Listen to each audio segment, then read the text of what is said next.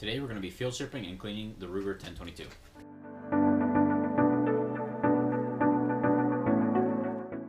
Okay, first off you're going to need a 1/8 Allen wrench and then a 5/32 Allen wrench as well.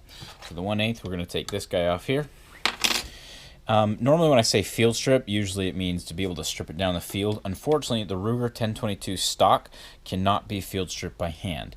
I'm pretty sure they sell attachments for both these screws that allow you to undo it with your hands, but if you are running it stock, you have to use that. So that 1/8 guy, slide that guy off the end, and then we're going to undo this screw right here at the bottom.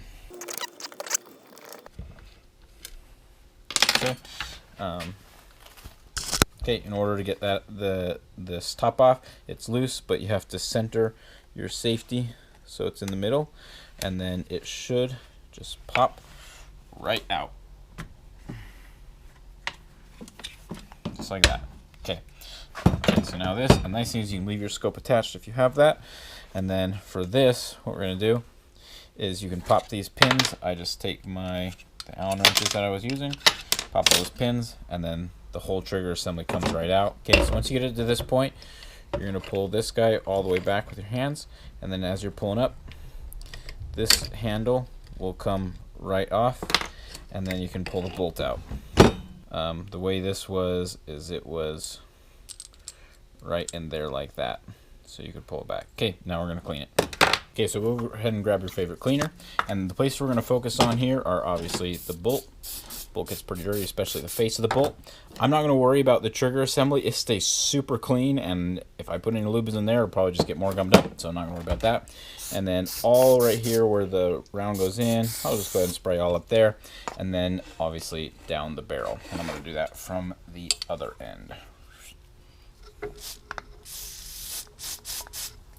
Put some in there. Okay, and then I'm also going to spray this guy. And then I'm just going to wipe everything off, and especially the bolt, I'll usually take a toothbrush and scrub the face of it and get in all those little angled things there. So I'm going to go ahead and wipe everything off.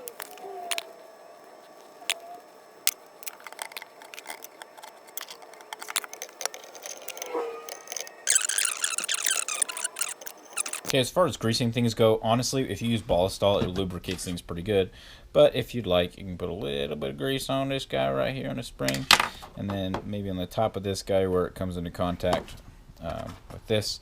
But even Ballistol, you can see, I mean, everything is gonna move pretty good. Okay, so as far as putting this guy back together, drop this guy down into here, like that, to the side. Sorry, not the top. It's going to rest on that little doodad back there, and then in order to put this thing back in, you're going to have to compress this spring manually. This is the hardest part of putting this Ruger 1022 back together, because it does take a reasonable amount of force, and things are trying to fight you. Okay, it was fighting me. But because when you're pulling this back, you can't just depend on the lever to pull it back. You have to push it down underneath, and I was actually back too far, so I had to let it back up a little bit. But anyway, there you go. Okay, so you can put this trigger assembly back in. Now, this is your ejector. It can actually get stuck back like this, and I've accidentally put it together before and take it out to the range, and things did not work. So make sure that guy is forward. And then we're going to take this guy, I'm going to put him up there. And then we're going to put all of our pins back in. Now these pins are pretty loose, so they'll come out. They can easily just go on with hands. Don't need to grease these up. Once you put this back pin in, you can no longer get the bolt out completely. Okay, and now I'm going to wipe everything down on the outside and then drop it back into the stock. Okay, and then we're going to put the stock back on. Make sure your safety selector is centered. When you're going in, you might have to fiddle with it a little bit.